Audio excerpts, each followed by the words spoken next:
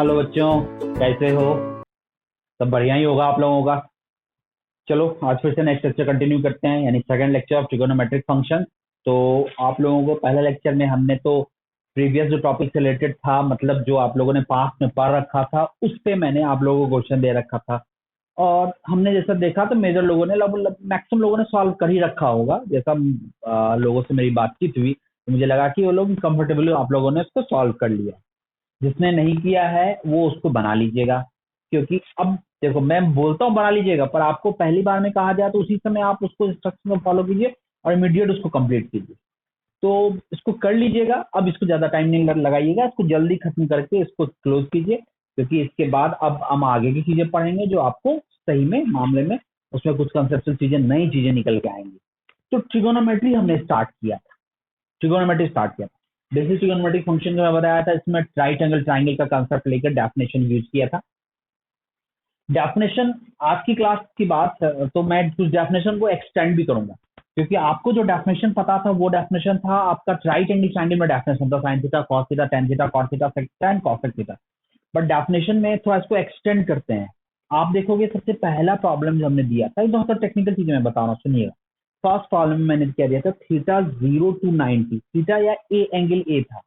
उसके पीछे कुछ रीजन था। अगर मान लो कोई एंगल 90 से बड़ा हो जाए तो साइन और कॉस की क्या वैल्यू है, टेन की क्या वैल्यू है।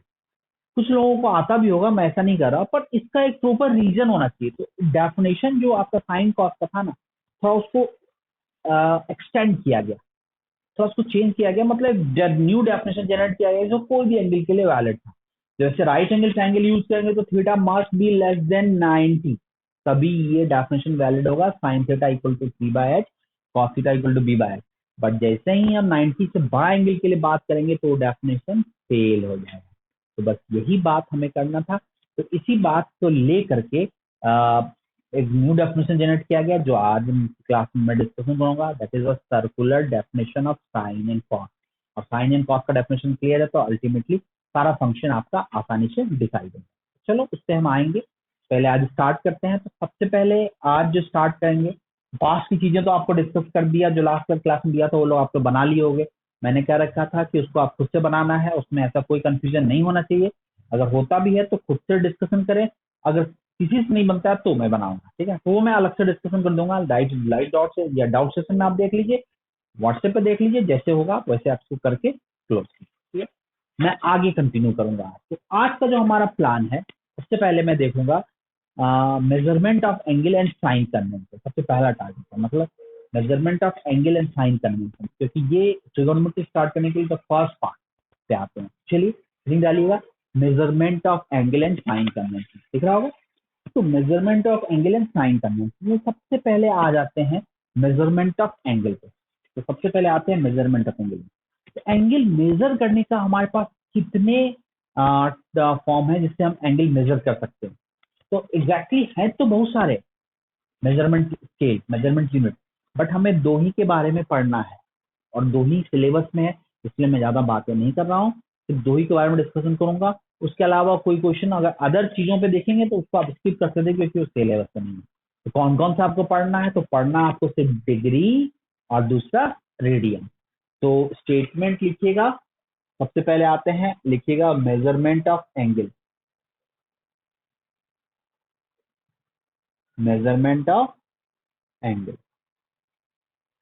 Measurement of angle. तो मेजरमेंट ऑफ एंगल की बात करें तो इसमें कौन कौन सा है?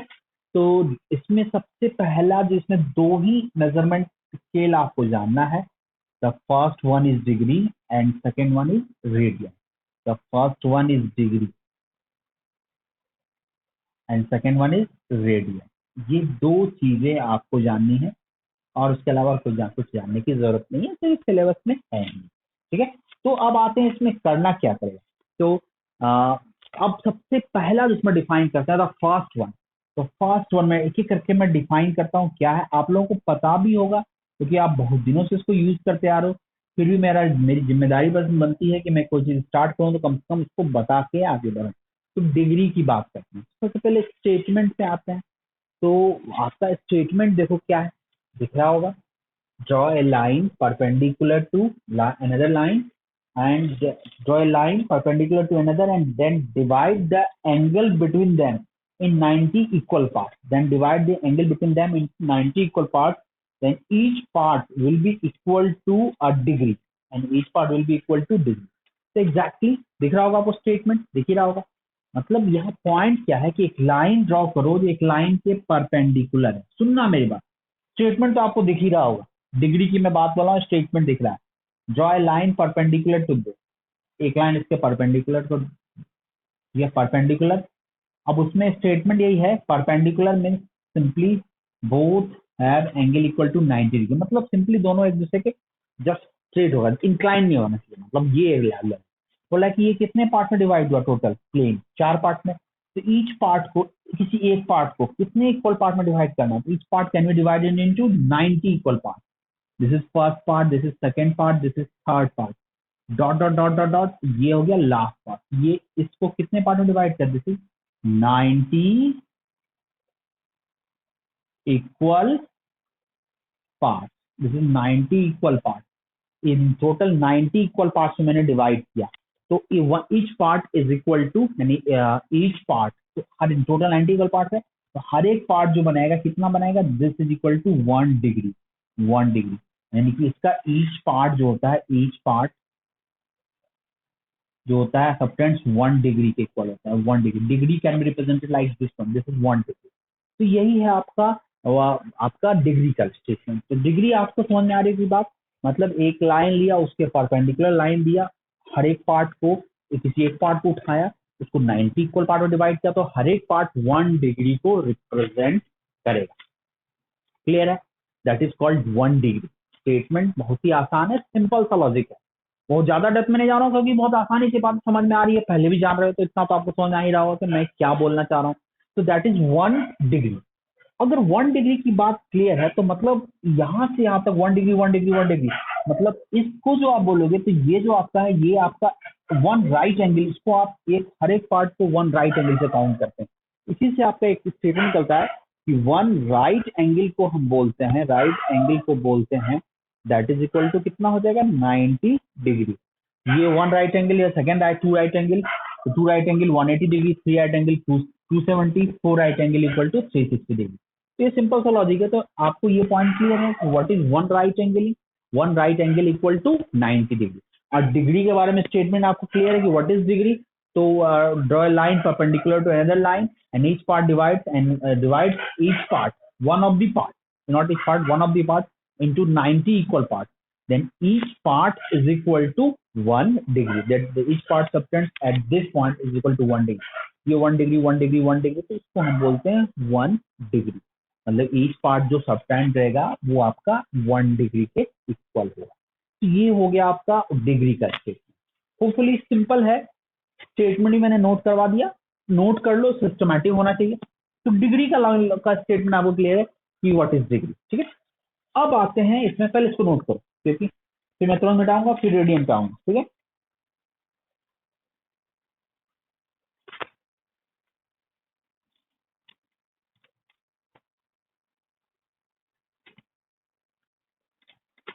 ठीक है, अब आता हूं रेडियन। रेडियन पहले इस पे स्टेटमेंट लिख लो,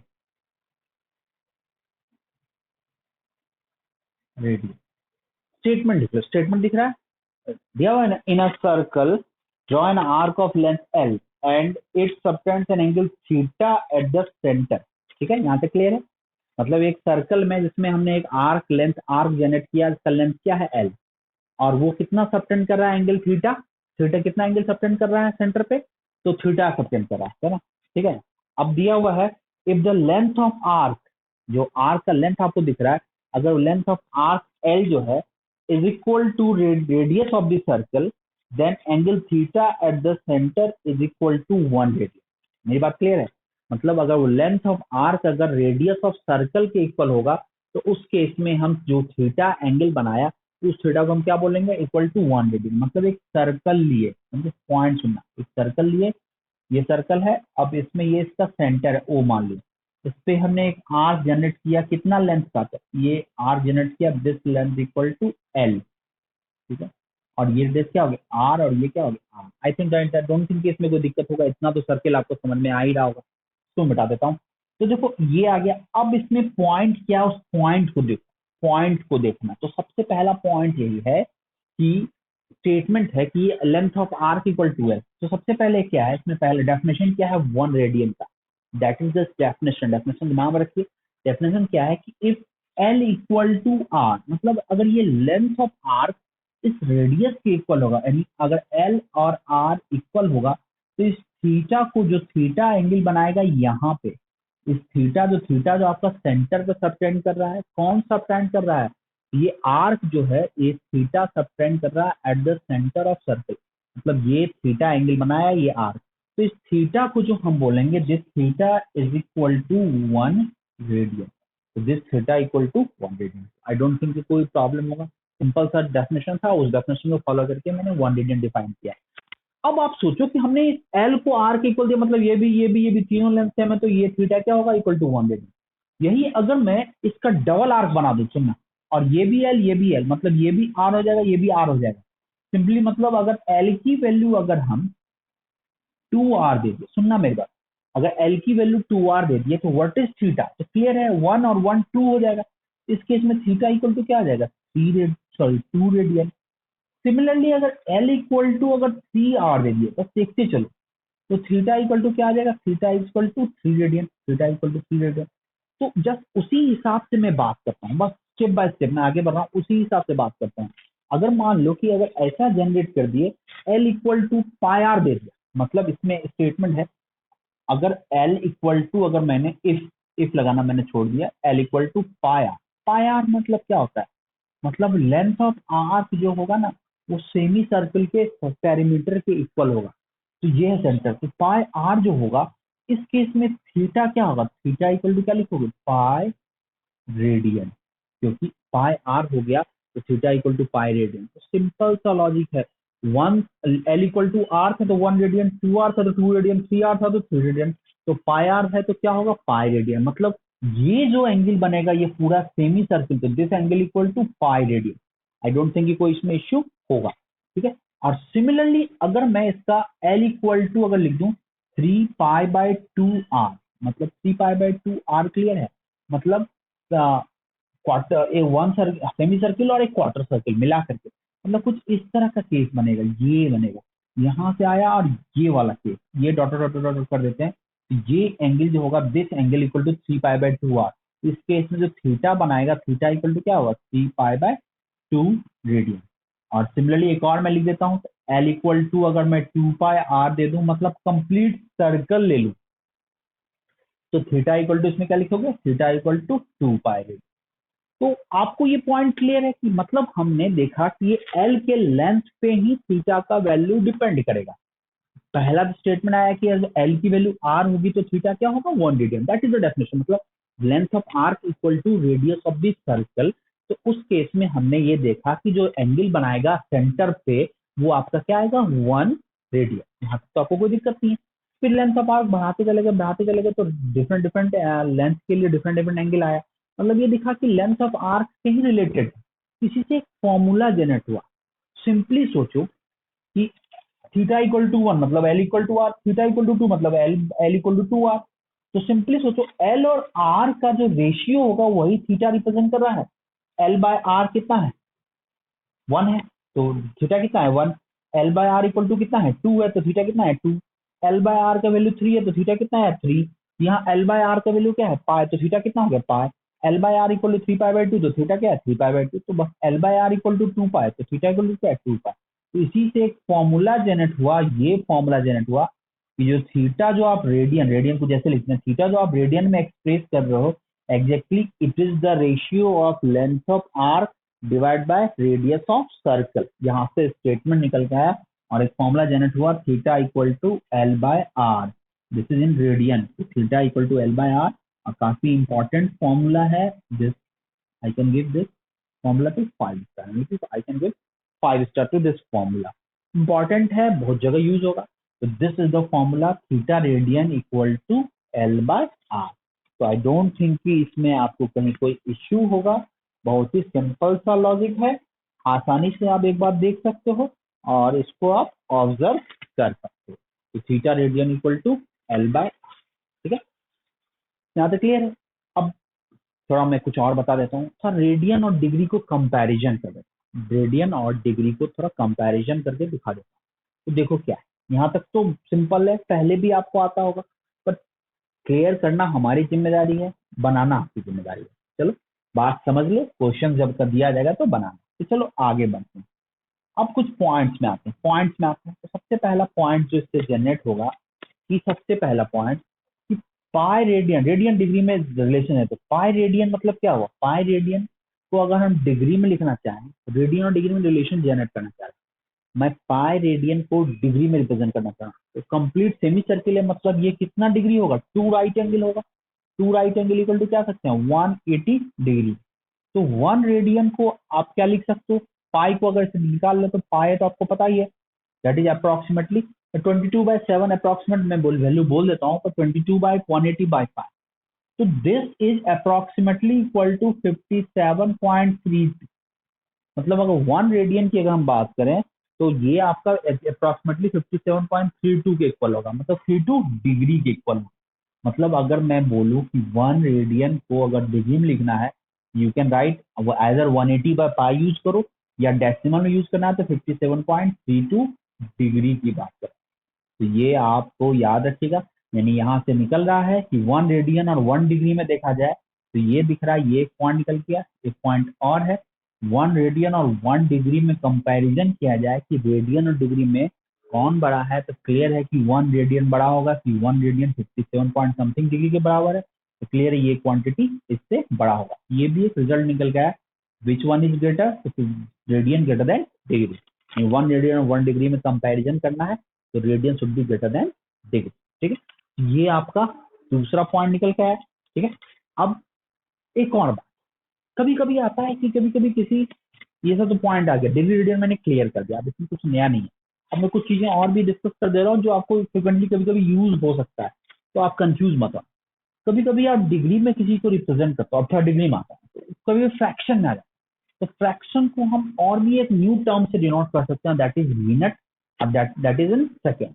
तो उस फ्रैक्शन को रिप्रेजेंट करने के लिए एक टर्म्स और जनरेट किया, एक और उसका सब पार्ट जनरेट किया गया, दैट इज मिनट। अगर देखो वन डिग्री को अगर आप बोला जाए तो क्या होगा, 60 मिनट के फॉर्म में लिखते हैं, उसको आप ऐसा लिख सकते हैं। कभी भी अगर वन डिग्री को रिप्रेजेंट करना हो, मतलब ऐसा देगा 3/5 डिग्री, तो 3/5 डिग्री को आपको अगर आंसर लिखना है, तो आंसर में अगर इस फॉर्म में लिखा हुआ है दिस इज मिनट, तो 3/5 को मिनट में क्या लिख सकते हैं, तो 36 मिनट लिख सकते हैं। तो 36 मिनट इट मीन 3/5 डिग्री। तो ये भी एक टर्म से जो आपको यूज होगा, तो कंफ्यूज नहीं होना है। और 1 मिनट को अगर लिखना है सेकंड में लिख सकते हैं, तो this is 60, double dot second, single dot minute, 1 minute 60 second. मतलब अगर डायरेक्टली अगर वन डिग्री को अगर सेकंड में लिखना है तो 60 × 60 क्या होगा, 3600 सेकंड। सिंपल सिंपल सा लॉजिक है, देखो इसमें ऐसा कुछ नहीं है, पहले भी आप कुछ करते होगे। मुझे मेरा काम था कि आपको ये सारा टर्म दिखा दे, कि आपको कभी ऐसा कुछ दिखे तो आप उसमें कंफ्यूज ना हो। तो these are measurement of angle in two form I have discuss. First one, first scale मैंने डिस्कस किया, रेडियस, रेडियन, और सॉरी पहला डिग्री और दूसरा क्या, रेडियन। यही दो हमारे सिलेबस में है, इसके अलावा और कुछ जानने की जरूरत नहीं। ग्रेड होता है और भी कुछ टर्म्स होते हैं और भी कुछ स्केल्स होते हैं, उसकी जरूरत हमें नहीं है। दो है, दो के बारे में पढ़ना है और ज्यादा दिमाग नहीं लगाना। ज्यादा तो डिग्री का ही यूज करेंगे और कहीं कहीं रेडियन का, दोनों ही यूज होगा। ऐसा नहीं है कि 60/40 है, पर दोनों आपको पता रखें, degree and radian, that is the measurement of angle. Hope आपको ये पॉइंट क्लियर होगा। तो चलिए फटाफट इसको नोट करते हैं, बेहतर होगा स्क्रीनशॉट ले लो, और फिर आगे मैं बताऊंगा थोड़ा, आगे की चीजें बात करूंगा कि इसमें थोड़ा साइन कन्वेंशन के बारे में भी डिस्कशन करना। चलिए इसको नोट।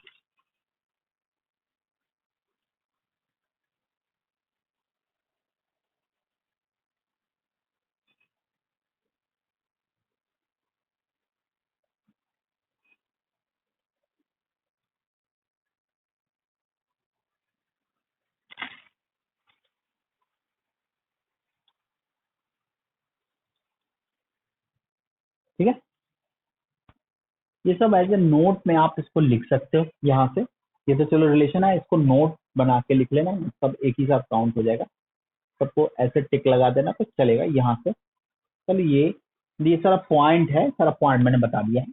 चल बेटा थोड़ा साइन कन्वेंशन में नोट में ही डिस्कशन कर देता हूँ, बताओ। चल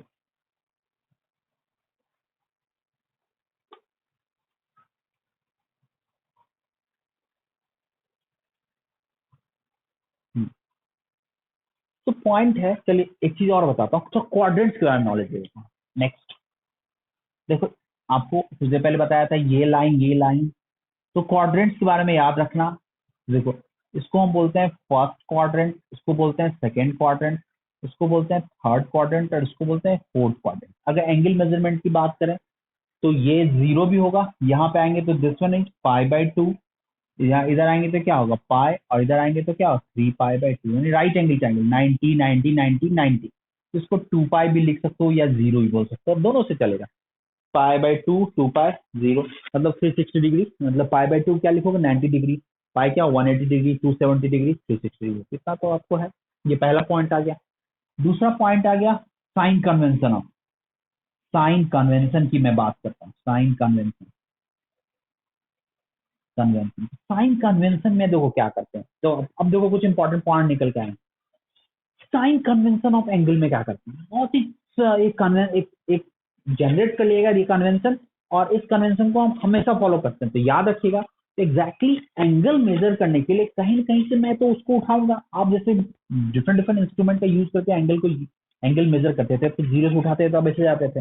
हो सकता है मैं ऐसे जाऊं तो this movement is called anti clockwise, हो सकता है मैं ऐसे आऊं तो this movement is called clockwise. ऐसे मूव करो तो क्लॉक, ऐसे मूव करो तो एंटी क्लॉक, जस्ट वही चीज है। जहां से मैं स्टार्ट करता हूँ एंगल मेजर करना that is called initial side, और जहां पे एंड करता हूँ that is called terminal side. ये दो टाइम्स याद रखना। मान लिया, चलो देखो ये देखो, मान लिया कि ये हमने मान लिया इनिशियल साइड, इनिशियल साइड, ये इनिशियल साइड, और ये मान लिया हमने, क्या मान लिया, this is terminal side, terminal side, this is terminal side. तो एंगल ऐसे से ऐसे करना है, इनिशियल टू टर्मिनल जाएंगे। ये मूवमेंट क्या होगा, this movement is anti clockwise, तो इसमें थीटा में होगा, थीटा आप रेडियन में लिखो चाहे डिग्री में लिखो कोई फर्क नहीं पड़ता। साइन क्या होगा ये इंपॉर्टेंट है, that's why it is called sign convention. तो अगर initial to terminal anti clockwise है तो थीटा पॉजिटिव है।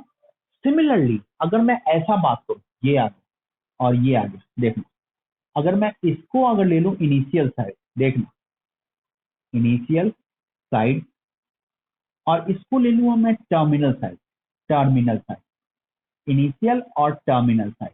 तो देखो इसमें क्या करना होगा, तो अब देखो मेजरमेंट यहां से यहां किया।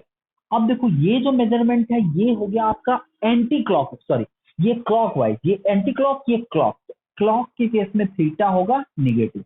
मतलब आपका क्लियर है कि अगर मैं anti clock, this is anti clock, this अगर इस तरह का मूवमेंट होगा तो इस केस में this is anti clock movement, तो थीटा क्या होगा पॉजिटिव। अगर इस तरह का मूवमेंट होगा तो थीटा इस केस में क्या होगा निगेटिव। इसमें कोई कंफ्यूजन नहीं होना, इस पॉइंट को आपको दिमाग में सेट कर लेना। Movement initial to terminal anti clock हुआ तो थीटा पॉजिटिव, अगर ऐसे हुआ मूवमेंट तो clockwise that is theta negative. याद रखिएगा theta positive and theta negative, that is आपका क्या हो गया sign convention, initial to terminal, initial to terminal. Hopefully आपको क्लियर है। अगर आपको यहाँ तक सारी बातें क्लियर है, अगर आपको यहाँ तक सारी बातें क्लियर है तो थोड़ा मैं एग्जांपल सेट करता हूँ, छोटा सा एग्जांपल उठाता हूँ। मान लिया कि ये एंगल यहाँ से यहाँ, ये एंगल देखो यहाँ से यहाँ गया, तो मान लिया ये एंगल 30 डिग्री, मान लिया 30 डिग्री, तो ये ऐसे मेजर किया तो 30 हो गया। अगर इसी चीज को मैं ऐसे मेजर करता, देखना अगर मेजरमेंट में अगर मैं एरो ऐसा मतलब इसको इनिशियल मानता, इसको टर्मिनल मानता, मैग्नीट्यूड यही है, तो इस केस में इसको क्या लिखते हैं -30 डिग्री। कोई कंफ्यूजन नहीं होना है, यानी जहां से आप स्टार्ट किए मेजर करना और जहां एंड किए, तो अगर वो क्लॉकवाइज मूवमेंट होगा तो नेगेटिव होगा, एंटी क्लॉकवाइज मूवमेंट होगा तो पॉजिटिव होगा, इनिशियल टू टर्मिनल। ठीक है, अगर मैं इसी चीज में बात करूं, इसी चीज में अगर ऐसे मजबूत कर, अगर मान लो इसी को इनिशियल माना पर मूवमेंट ऐसे से ऐसे किया, ये भी तो मूवमेंट हो सकता है, मेरी मर्जी। इसका फिर तो आप एंगल मेजर कर सकते हैं, मेजर कर सकते हैं, this is initial side, this is terminal side. हाँ मेजरमेंट का जो वैल्यू होगा वो ग्रेटर देन 180 होगा, क्या इश्यू है। अब इसका पहले मैग्नीट्यूड देखो, तो 30 डिग्री है तो टोटल 360 होता था, तो 30 हटा दिए कितना और टोटल 330 डिग्री।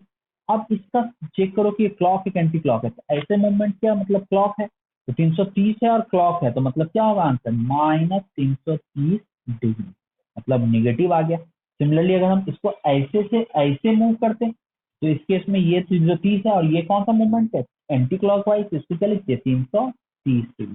तो वो डिपेंड करता है कि आप कैसे मूव करते हैं, इनिशियल टू टर्मिनल कैसे रखते हैं। मान लिया मेरा मन हुआ कि एक बार और घुमा दे, मान लिया ये 30 डिग्री है, मेरा मन हुआ कि यहाँ से मेजरमेंट स्टार्ट करें, उठा करके यहाँ तक लेके जाए, नहीं कर सकते हैं।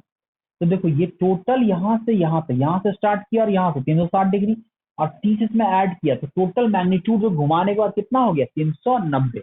अब देखोगे कि क्लॉक एक एंटी क्लॉक है, तो दिख रहा है कि ये इस तरह का movement anti clock sorry clock है, मतलब इसको क्या लिखेंगे -390 डिग्री।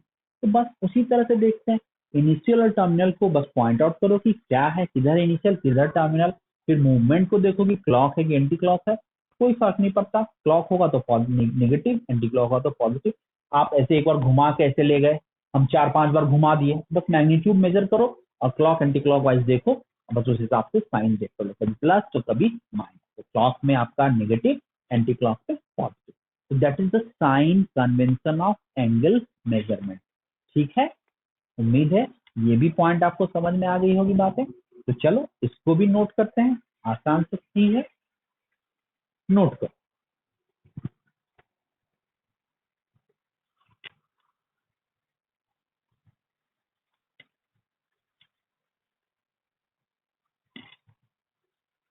नोट कीजिए इसको।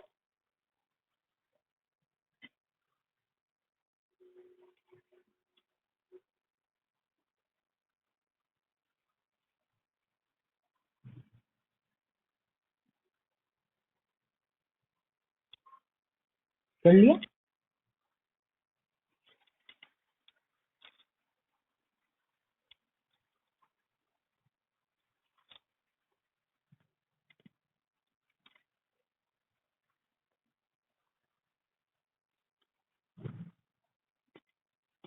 चलो आगे बढ़ते हैं। तो चलो, अब जितना बताया है, क्योंकि अब स्टार्ट किया तो उस पर क्वेश्चन तो करना जरूरी है तो सिंपल। तो मैं सबसे पहले अभी 3 क्वेश्चन का एक सेट दूंगा आपको। क्वेश्चन का फर्स्ट 2 क्वेश्चन मैं सॉल्व करूंगा, तीसरा क्वेश्चन आपके लिए जो आस्किंग में लिखा हुआ है वो क्वेश्चन आपके लिए होम असाइनमेंट की तरह होगा। और फिर इमीडिएट इतना करने के बाद मैं एक असाइनमेंट आपको फिर दूंगा, वो असाइनमेंट में नेक्स्ट लेक्चर में डिस्कस करेंगे। अब मैं एक और बात बताना चाह रहा हूँ कि मेरी अब कोशिश रहेगी कि हर एक लेक्चर को 2 पार्ट में डिस्कशन करूँ, पार्ट 1 पार्ट 2, मतलब ड्यूरेशन बढ़ेगा but part wise part discussion, मतलब हर एक लेक्चर में, मतलब अगर लेक्चर 1 है तो it must be in 2 parts, part 1 and part 2। तो पार्ट 1 पार्ट 2 मिला के पूरा लेक्चर होगा, तो मैं किसी भी लेक्चर में कोई क्वेश्चन दूंगा तो नेक्स्ट लेक्चर में डिस्कशन करूंगा, ये नहीं कि पार्ट 1 में क्वेश्चन दिया तो पार्ट 2 वाले सेक्शन में आपको वो मैं डिस्कस करूँ, मैं उसको नेक्स्ट लेक्चर में डिस्कशन करूंगा। इसलिए जो भी क्वेश्चन मैं आज दूंगा वो पार्ट 2 में एक्सपेक्ट मत करना कि भाई तुरंत पार्ट 2 इसमें मैं देख लूंगा, वो आपको नेक्स्ट लेक्चर में ही डिस्कशन होगा। ठीक है, तो चलो मेरी बात समझ ही गए होगे, तो चलो देखते हैं। तो सबसे पहले आपका क्वेश्चन देखो, 3 क्वेश्चन दिख रहे हैं आपको। पहले क्वेश्चन 1 2 और थर्ड वन आस्किंग में है, दिख रहा होगा 1 2। तो तीनों क्वेश्चन पहले आप नोट कर लीजिए, उसके बाद में तीनों 1 बाय 1 करके फर्स्ट 2 क्वेश्चन को डिस्कशन करूंगा, उसके बाद एक और असाइनमेंट आपको दो के देखता हूँ।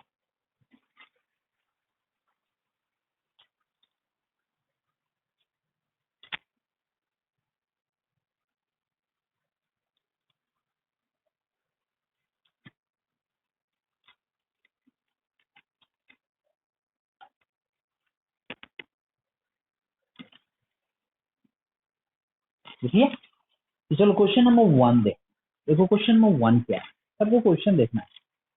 क्वेश्चन नंबर 1 है, सुनिएगा, देवन कंसीडर एन इक्विलेटरल ट्रायंगल, इतना तो सबको पता होगा, what is equilateral triangle, all sides are equal and angle equal to 60 degree, 60 degree means pi by 3 radian. ठीक है, कंसीडर एन इक्विलेटरल ट्रायंगल, अब देखा दिया हुआ है with side 3 centimetre, 3 centimetre sides बोल दिया। क्वेश्चन है now if a man run around the triangle, triangle के चारों ओर दौड़ रहा है in such a way that he is always at a distance of 1 centimeter. इस तरह से दौड़ रहा है कि वो ऑलवेज 1 सेंटीमीटर डिस्टेंस मेंटेन किया है from the sides of triangle, then how much distance will he travel. मतलब ऑलवेज ये 1 सेंटीमीटर डिस्टेंस ट्रैवल कर मेंटेन किया हुआ है from the sides of triangle. सबको बस अब मेरी बात सुनो। सबसे पहले अगर किसी को बनाने का मन होगा तो इस वाले को जो यहाँ मैं बता रहा हूँ इसको पॉज करके पहले आप खुद से सॉल्व कर लेंगे, फिर आप प्ले करके इस मेरे सॉल्यूशन को देख लेंगे। ये सही मेथड रहेगा। मैं आपको यहाँ टाइम नहीं दे सकता ना, क्योंकि फिर टाइम और ये सारी चीजें बहुत सारी चीजें मार खा सकते हैं। आप पॉज करके जो आप खुद बना सकते हो तो आप कोशिश कीजिएगा, और बनाने के बाद आप मेरे सॉल्यूशन मिला लीजिए। ठीक है, चलो मैं सॉल्व करता हूँ। तो गिवन क्या है, एक इक्विलेटरल ट्राइंगल। तो पहले मैं ट्राइंगल ड्रॉ किया, this is an equilateral triangle. Equilateral triangle है, first side, second side and third side. ये इक्विलेटरल ट्राइंगल है। कह रहा है कि इसका साइड लेंथ कितना दिया, that is 3 centimetre. This is, सब मैं लिखता नहीं, मैं 3 सेंटीमीटर 3 सेंटीमीटर है, मतलब मान के चलो 3 सेंटीमीटर 3 सेंटीमीटर एंड 3 सेंटीमीटर। चलो लिख ही देता हूँ, this is 3 centimetre, this one is also 3 centimetre, और this one is also 3 centimetre. यहाँ तो क्लियर है। अब आपको ये कह रहा है कि एक आदमी सिंपल इसके चारों ओर इस तरह से दौड़ रहा है कि आपको कि ऑलवेज डिस्टेंस साइड से कितना होना चाहिए, 1।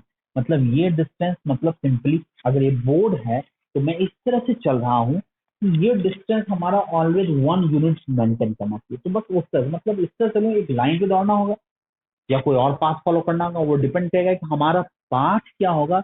जिस पाथ को मैं फॉलो करूं कि आपका डिस्टेंस ऑलवेज 1 यूनिट मेंटेन हो from the sides of triangle, ये बात अच्छा लगना। तो हमारा पाथ क्या होगा, तो एग्जैक्टली उसी की बात करनी। तो देखो 3 सेंटीमीटर 3 सेंटीमीटर 3 सेंटीमीटर, तो एग्जैक्टली हमारा एग्जैक्ट पाथ क्या होगा जिससे हम ऑलवेज 1 सेंटीमीटर डिस्टेंस मेंटेन रखे from the sides of triangle. देखना, तो सबसे पहले मैं 1 सेंटीमीटर की बात करता हूँ। तो आपके दिमाग में आएगा कि सर ऐसा करते हैं सीधे चल देते, तो दिमाग में क्या आ सकता है, बहुत सारी बातें आ सकती है।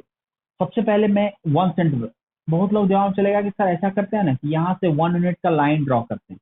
ये 1 यूनिट का लाइन ड्रॉ किया, ठीक है, ये हो गया 1 सेंटीमीटर, और इस लाइन पे मूव कर दिया, इस लाइन में मूव कर दिया। मैं बता रहा हूँ, बस आप मेरी बात देखो। चलो, मूव किया यहाँ गया, फिर इसको ऐसे मूव किया यहाँ गया, फिर इसको ऐसे मूव किया यहाँ गया। ठीक है, ये 1 1 1 का मैंने पाथ फॉलो किया। अब आप सोचो कि ये सही है या गलत। ठीक है ना, आप ये सोचिए कि क्या ये सही है, क्या ये गलत, क्या ये मैंने सही फिगर ड्रॉ किया, क्या एग्जैक्टली यही पाथ होगा। तो आप जहां से दिमाग लगाओगे तो आपको दिखेगा कि ये पाथ, क्योंकि ये सब 1 सेंटीमीटर है, ये भी कितना है, ये भी 1 सेंटीमीटर और ये भी 1 सेंटीमीटर, मान के चलना इससे छोटा हो गया और मान लिया 1 सेंटीमीटर। तो क्या ये पाथ सही, तो मैं बोल रहा हूँ कि ये पाथ जो अभी मैंने फॉलो किया है ये पाथ गलत है, क्योंकि यहाँ पे 1 था, ये कॉर्नर पे आया तो यहाँ भी 1 था, पर जैसे ही आप यहाँ चले आए, मतलब ये 90 डिग्री है, ये 90 डिग्री है, 1 है, पर जैसे ही आप यहाँ चले आए तो ये जो आपका लेंथ है ये ग्रेटर देन 1 हो गया, मतलब 1 से बड़ा हो गया। दिस इज ग्रेटर देन 1, जो भी लेंथ हो गया 1 से बड़ा 1 से बड़ा 1 से बड़ा, फिर यहाँ पे ये 1 गेन कर लेगा। मतलब कहने का मतलब है यहाँ से लेके यहाँ तक का जो डिस्टेंस, ये जो देख रहे हो ना, ये वाला जो पाथ है, ये आपका जो भी आप साइड से बात करोगे 1 से बड़ा हो रहा है, मतलब यहाँ भी उसको फॉलो नहीं कर रहा है, यहाँ भी फॉलो नहीं कर रहा है, यहाँ भी फॉलो नहीं कर रहा है। मतलब कहने का यही है कि जो पाथ मैंने ड्रॉ किया है वो पाथ गलत है, इसको मिटाओ। अब सोचो कि कौन सा पाथ होगा, मतलब ये पाथ आपका गलत। सबसे पहले मैं अब इस पे दिमाग लगाया जाएगा कि कौन सा पाथ होगा जिससे exactly 1 centimetre distance always maintain है। तो सबसे पहले मैं ये करता हूँ कि 1 सेंटीमीटर फ्रॉम द साइड्स को पहले देख लेता हूँ। तो फ्रॉम द साइड्स के लिए अभी आपने देखा, पाथ को मैं डिसाइड करूंगा पर स्टेप बाय स्टेप। सबसे पहले देखता हूँ, यहाँ से एक लाइन ड्रॉ किया, यहाँ से एक लाइन ड्रॉ किया, और इसको ऐसे मिला दिया। ठीक है, ये मिला दिया, तो दिस इज 1 सेंटीमीटर, ये है आपका 1 और ये है आपका 1, दिस इज 1 सेंटीमीटर 1 सेंटीमीटर। ये भी क्या है, 1 centimetre 1 centimetre from the side. ठीक है, इसमें इधर वाले पाथ, इधर वाला कौन सा पाथ होगा, नो आइडिया। पहले जितना देर हो सकता है उतना कर लेता हूँ। 1 centimetre 1 centimetre, this is 1 centimetre, this is 1 centimetre, ठीक है। ये भी 1 होगा 1 सेंटीमीटर, ये भी 1 होगा 1 सेंटीमीटर, ठीक है। 1 सेंटीमीटर 1 सेंटीमीटर। सिमिलरली यहाँ से भी देखता हूँ, 90 डिग्री ड्रॉ करता हूँ, यहाँ से 90 डिग्री ड्रॉ करता हूँ, और 1 सेकंड का स्ट्रेट ड्रॉ करना होगा ये 90 डिग्री, और फिर से इसको मिला देता हूँ। तो ये जो आपका पाथ है ये अगेन आपका 1 सेंटीमीटर मेंटेन किया, 1 सेंटीमीटर। इसमें कहीं भी चलो, ये डिस्टेंस रेक्टेंगल कैसे बना, 1 1 1 1, ऑलवेज इस लाइन पे डॉट चलने पे ऑलवेज डिस्टेंस कितना मेंटेन किया, 1। इतना तक तो आपको क्लियर है। देखो कहीं कहीं ट्रिगोनोमेट्री का ही सवाल है, इसलिए मैं बता रहा हूँ, छोटा सा लॉजिक था। मैंने इसलिए आपको कहा कि भाई कि आप खुद से ट्राई कीजिएगा, वीडियो पॉज करके पहले खुद से सोचिएगा, क्यों मैं भी डिस्कशन कर रहा हूँ, कुछ ना कुछ तो रीजन होगा भी। सिंपल इतना तो छोटा मोटा क्वेश्चन ज्योमेट्री का तो आप लोग सोच ही सकते हो, पर उसमें कुछ कुछ स्पेशल था जो आप थोड़ा दिमाग लगाओ तो स्ट्राइक कर सकता है। इसलिए मैंने कहा कि आप खुद से एक बार ट्राई कीजिए, ट्राई करने में बन गया तो अच्छी बात है, नहीं बन गया तो इसलिए मैं स्टेप बाय स्टेप एक्सप्लेन भी कर रहा हूँ कि आपको कहीं स्ट्राइक नहीं किया है, तो जो मैं बोल रहा हूँ वो सारी चीजें आपको दिखने लगे। तो मैंने देखा कि भाई इससे अगर रेक्टेंगल शेप में मूव किया तो 1 1 1 मूव किया, बट आपका इस वाले सेक्शन में पूरा ना मूव कर रहा है, चारों बगल में जा रहा है, तो इस वाले सेक्शन में कौन सा पाथ फॉलो करें, इस वाले सेक्शन में कौन सा पाथ फॉलो करें, इस वाले सेक्शन में कौन सा पाथ फॉलो करें, डिस्टेंस 1 होगा। तो एक छोटा सा लॉजिक अब काम करेगा, ये एग्जैक्टली यहां से यहां भी मूव करना है और 1 मूव करना है, तो आपको याद होगा कि अगर यहां से यहां को मिलाना है, इसमें आपका कोई स्ट्रेट पार्ट नहीं होगा, डिस्टेंस ऑलवेज 1 होना चाहिए। तो इस रीजन में आपको डिस्टेंस 1 मेंटेन करने के लिए आपको एक सर्कुलर पाथ फॉलो करना होगा, और उस सर्कुलर पाथ का जो रेडियस होगा वो रेडियस होगा 1। तभी ना आपका यहाँ भी होगा तो भी ये 1, यहाँ भी होगा तो भी 1, क्योंकि ये रेडियस को इक्वल है। तो दैट इज सर्कुलर पाथ, मतलब इस केस में सर्कुलर पाथ फॉलो करना होगा, इस वाले केस में भी सर्कुलर पाथ फॉलो करना होगा, यहाँ भी सर्कुलर पाथ फॉलो करना होगा। आई डोंट थिंक यहाँ तक कोई इश्यू किसी को होगा।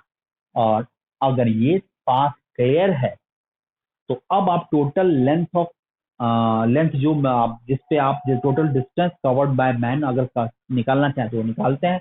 तो सबसे पहले देखो ये है आपका 3 जो कवर किया, सिमिलरली ये भी है 3 जो कवर किया, सिमिलरली ये भी है 3 जो कवर किया, ये 3 चीजें। अब सर्कुलर आर्क का लेंथ निकालना है, तो आपको पता है इक्विलेटरल ट्राइंगल है, तो ये एंगल और ये एंगल सब में सेम है। तो देखो ये कितना है 60, ये कितना है 90, ये कितना है 90, 90 60 150 और 90 240। तो ये कितना बन के बच गया 120, 120 डिग्री को रेडियन में कन्वर्ट कर देते हैं। तो that is 2 pi by 3 equal to 1 radian, sorry 60 degree. तो 2 पाई बाई 3 रेडियन, ये भी आ गया क्या आपका 2 पाई बाई 3 रेडियन, और ये भी क्या आ गया 2 पाई बाई 3 रेडियन।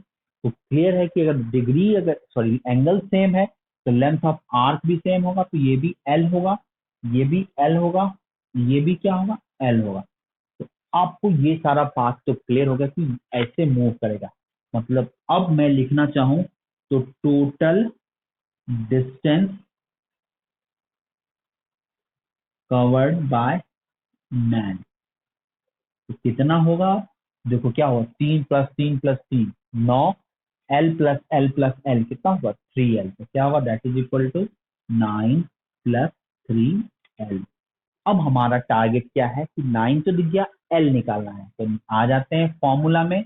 नाउ इस वाले आर को उठा के यहाँ डालो, इसको ऐसे मानते हैं ये है, और ये कितना है 2 पाई बाय 3, ये कितना है 3, ये कितना है 3, ये कितना है L।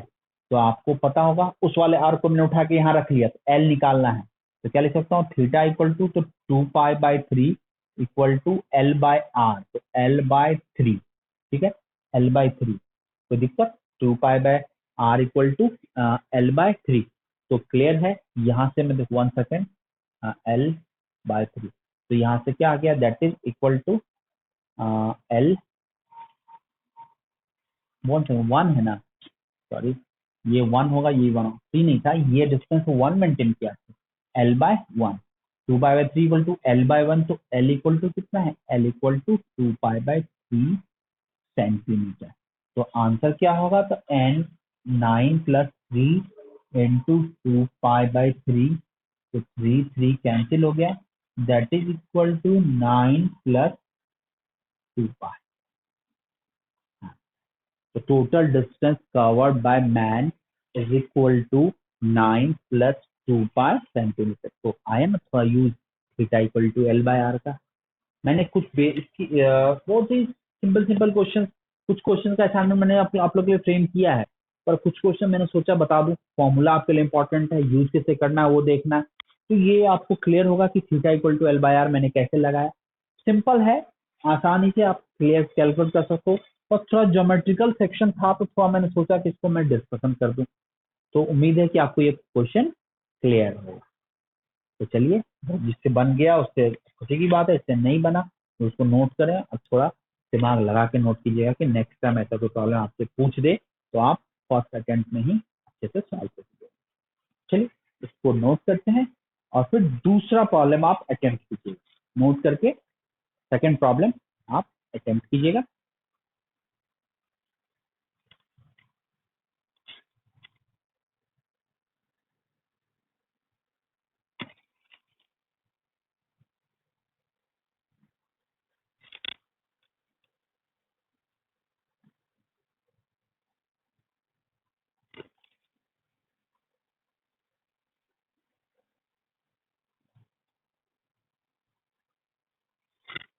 कर लिया? अब सेकंड क्वेश्चन जो आपका जो दिया हुआ है उसको अटेम्प्ट करो। मेरा यही सजेशन होगा कि वीडियो पॉज कर दें और सेकंड क्वेश्चन खुद से बनाएं, ठीक है? फिर मैं सॉल्यूशन दूंगा, उसको मिला लीजिए। ओके, तो चलिए आप कीजिए, तो मैं सॉल्यूशन देता हूं।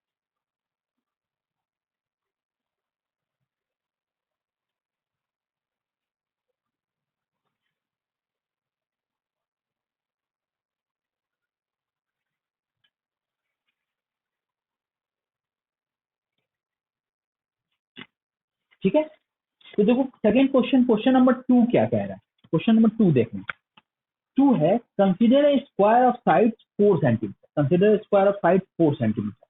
Now, if a man runs at a distance of 1 centimeter, if a man runs at a distance of 1 centimeter from the sides of the square, how much distance will he travel? कहीं कहीं same type का ही question है ना, उसमें हम triangle के बाहर दौड़ रहे थे, अब हमें बोल दिया गया कि स्क्वायर के बाहर दौड़ना, नहीं बोला स्क्वायर के बाहर दौड़ना, तो जस्ट वही चीज है। तो मतलब अब क्या करना होगा, सिंपल सा एक प्रैक्टिकल एग्जांपल सोचो ना। मान लो एक मैंने एक घर दे दिया, एक मान लो एक क्लासरूम है, क्लास किसी को मैंने पनिश किया, सपोज, ऐसे करता तो कमी ना ही है, पनिश किया, बोला कि ये क्लासरूम है, अब क्लासरूम के बाद पूरा स्पेस खाली है, मतलब चारों ओर खाली है। मैंने बोला कि तुम्हें इस क्लासरूम के चारों ओर आपको 5 राउंड लगाना है। आपको बस पर मैथमेटिकली आपको राउंड लगाना है, ये नहीं कि दौड़ गए ऐसे ही। राउंड क्या लगाना है कि आपको इस तरह से राउंड लगाना है कि आपको ऑलवेज क्लासरूम के वॉल से डिस्टेंस 1 यूनिट में मेंटेन रखना है। तो फिर सोचो क्या होगा, जस्ट इसी टाइप एग्जाम्पल है। तो वो जस्ट आप दौड़ना स्टार्ट किए, जब इधर उधर होगा तो फिर से दौड़ना होगा, पनिशमेंट डबल हो जाएगा। तो बस आपको स्ट्रिक्टली फॉलो करना है। तो आप सोचो किस तरह का पाथ फॉलो करोगे कि हमें एग्जैक्टली 1 यूनिट का डिस्टेंस मेंटेन हो। तो जस्ट वही चीज है जो पहले का कंसेप्ट बताया था, मतलब कहीं कहीं बात सेम ही है। तो मैं फिगर ड्रॉ करता हूँ, फिर मैं बनाता हूँ। मान लिया कि ये है square, all side length are equal, ठीक है, ये स्क्वायर आ गया, ठीक है। सारा साइड स्क्वायर का साइड लेंथ हमारा दिया 4 सेंटीमीटर, 4 सेंटीमीटर, हाँ 4 दिया हुआ।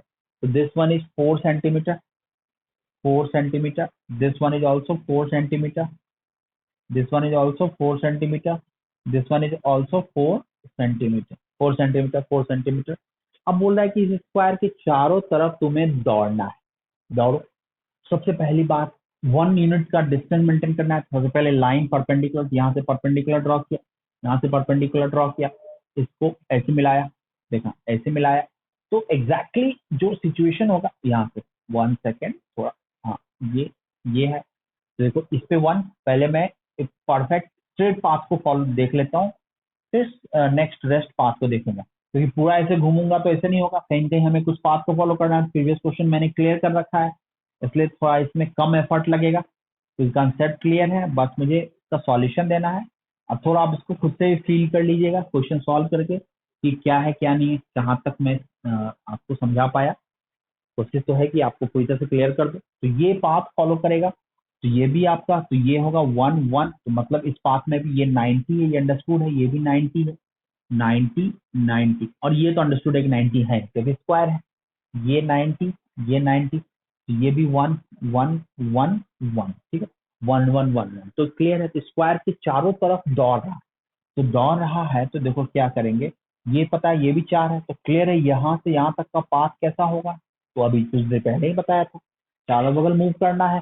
तो इस पाथ के इस बीच में जो पाथ होगा दैट इज सर्कुलर पाथ, इसमें जो पाथ होगा दैट इज सर्कुलर पाथ, इसमें जो पाथ होगा दैट इज सर्कुलर पाथ, और ये भी क्या होगा सर्कुलर पाथ। तो सर्कुलर पाथ आपने फॉलो किया, ठीक है।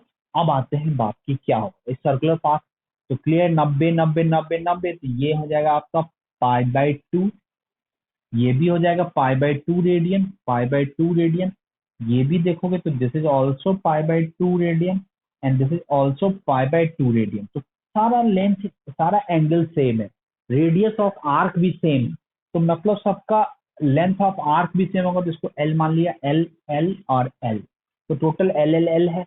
और अगर इसके लेंथ की बात करें तो this is 4, this one is 4, this one is 4 and this one is 4। तो हम आगे बढ़ते हैं बात, तो लिखते हैं distance total distance covered that is equal to क्या होगा, 4 प्लस 4 प्लस 4 प्लस 4, क्या होगा 16 plus 4 times of L, L L L L, यानी 4 टाइम्स ऑफ एल, तो मतलब total distance cover equal to 16 plus 4 times of L. अब L की value निकालते हैं, एल की वैल्यू के लिए मैंने इस आर्क को उठा के यहाँ ले लिया, देखो ये है और ये आ गया 1, ये है 1 और ये है π/2 रेडियन, तो π/2 रेडियन, ये एल है। तो फॉर्मूला देखते हैं, तो फॉर्मूला क्या है, थीटा, थीटा क्या है π/2 equal to L by R, तो l/1, तो π/2 रेडियन, तो एल इक्वल टू आ जाएगा, आप फाइनली आ जाएगा π/2 सेंटीमीटर, क्योंकि सेंटीमीटर में ऑलरेडी मेंशन किया हुआ है। तो लेंथ ऑफ आर क्या आ जाएगा π/2 सेंटीमीटर, तो दैट इज इक्वल टू क्या होगा 16 प्लस 4 इंटू π/2, ये कैंसिल, तो दैट इज 2, तो that is equal to 16 plus 2 पाई।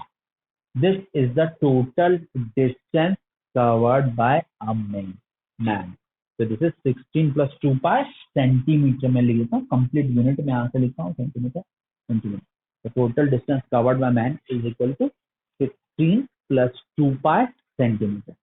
उम्मीद है ये क्वेश्चन भी आपको क्लियर होगा, सबको अच्छे से फिगर दिख रहा होगा क्या मैंने कहा है, पॉइंट एकदम क्लियर है, क्या मैं बताना चाह रहा हूँ वो भी क्लियर है।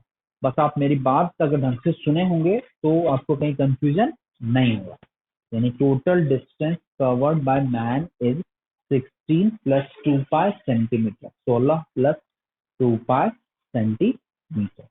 ओके, तो ये आ गई आपका, ये आ गया क्वेश्चन नंबर 2 का आंसर।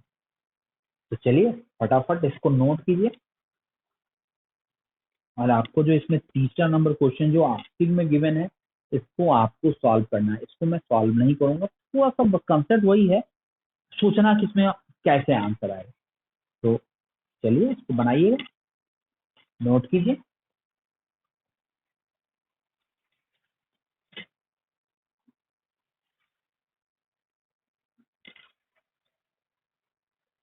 ठीक है, तो ये तो हो गया आपका क्वेश्चन नंबर 2। उम्मीद है सारी बातें आपको क्लियर होंगी। अब आ जाते हैं क्वेश्चन नंबर 3, तो आपको तो होम असाइनमेंट में हो गया। ये आपका जो फर्स्ट पार्ट जो मैंने आज बताया है, sign convention and measurement of angle, उम्मीद है इस पे जो भी मैंने क्वेश्चन अभी जो बताया वो बातें समझ में आई होंगी। अभी 2 क्वेश्चन डिस्कशन किया वो भी क्लियर हो ही गया होगा। तीसरा क्वेश्चन आप बना लीजिएगा। अब इस पे कुछ कॉमन क्वेश्चन जो इन जनरल बनाते हैं, वैसे उतना इसमें बनाने की जरूरत नहीं होती है, उतना इसमें क्वेश्चन आता नहीं है, बस जितना बताना था वो आपको क्लियर है। फिर भी मैंने सोचा कि क्यों ना इस पे कुछ क्वेश्चन आपसे और बनवा लूँ, तो कुछ क्वेश्चन का असाइनमेंट मैं आपको अभी दे रहा हूँ, इसको आप ईमानदारी से खुद से बनाइएगा, थोड़ा दिमाग लगाइएगा। मैं इसको नेक्स्ट लेक्चर में जहाँ तक जरूरत होगा मैं उसको डिस्कशन करके एक एक चीज आपको क्लियर कर दूंगा। ठीक है, तो अब आपके लिए यही है कि आपको जितना बताया है अभी उसको पहले ढंग से रिवाइज कीजिएगा, इसके जो तीसरे क्वेश्चन को सॉल्व कर लीजिएगा। पहला 2 क्वेश्चन अगर नहीं बना आपसे था एक बार खुद से फिर से बना लीजिएगा, और तीसरा क्वेश्चन सॉल्व करके इसको डन कीजिएगा। उसके बाद अभी जो असाइनमेंट में शेयर करूंगा इस असाइनमेंट को कंप्लीट कर लीजिएगा। चलिए मैं शेयर कर ही देता हूँ। इस असाइनमेंट को आप कंप्लीट कर लीजिएगा, ठीक है, और फिर मैं आगे बढ़ूँ, ठीक है। तो ये देख लीजिए, क्वेश्चन आपको दिख रहे हैं, इसको नोट कर लीजिए या स्क्रीनशॉट ले लें, ठीक है। तो यही है आपका आज की ये सब फर्स्ट पार्ट जो मैंने कहा था, इसमें इतना ही बताऊंगा। और जस्ट मैं इमीडिएट अभी सेकंड पार्ट को स्टार्ट करूंगा, जिसमें आपको मैं आगे कंटिन्यू करूंगा और आगे भी चीजें डिस्कशन करूंगा। तो इतना आप बना लीजिए, दिस इज योर रिस्पॉन्सिबिलिटी। और सेकंड पार्ट में जो मैं डिस्कशन करूंगा मैं बता देता हूँ, थोड़ा आइडिया दे देता हूँ। जस्ट सेकंड पार्ट में सबसे पहले मैं डिस्कशन करूंगा आपको circular definition of sine and cosine. तो डेफिनेशन में जैसे कि हमने बताया था कि डेफिनेशन में जस्ट राइट एंगल ट्रायंगल का डेफिनेशन यूज करते हैं, थीटा के लिए बाउंडेशन है, तो थीटा 0 to 90 के बीच में ही होगा, क्योंकि एक एंगल तो पहले से 90 है। बट अगर डेफिनेशन को एक्सपेंड करें आगे, तो उस केस में आपका ये साइन थीटा जो पी बाई एच ये सब इनवैलिड हो जाएगा। तो इसके लिए एक न्यू डेफिनेशन जनरेट किया गया, that is known as circular definition. कुछ लोग उसको real definition of sine and cos भी बोलते हैं। तो उसको मैं डिस्कशन करूंगा, जिसमें एक सर्कल का यूज करके, एक स्टेटमेंट को मैं यूज करके फाइनली साइन और कॉस को आपको डिफाइन करूंगा। और उस डिफाइन के बाद उस पर चीजें आगे बढ़ेंगी, फिर रेंज, फिर आपका रिडक्शन फॉर्म, ये सब चलेगा। मतलब कहीं ना कहीं सेकेंड पार्ट में बहुत सारी चीजें मैं डिस्कशन। चलो इसको नोट कर ही लिया, सेकेंड पार्ट में आगे की बातें